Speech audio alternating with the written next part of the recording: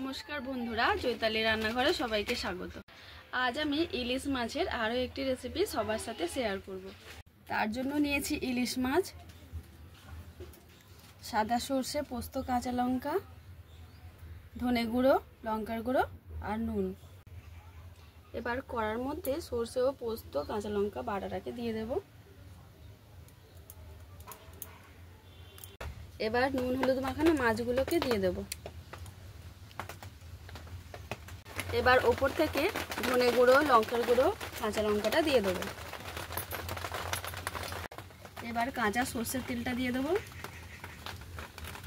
এবার এগুলোকে একসাথে মাখিয়ে নেব। এবার বাটি ধোয়া জলটা দিয়ে দেব। এবার কড়াইটা উনুনে বসিয়ে দেব। এবার ঢাকা চাপা দিয়ে রান্নাটি করে নেব। এবার ঢাকাটা খুলে উল্টে পাল্টে দেব।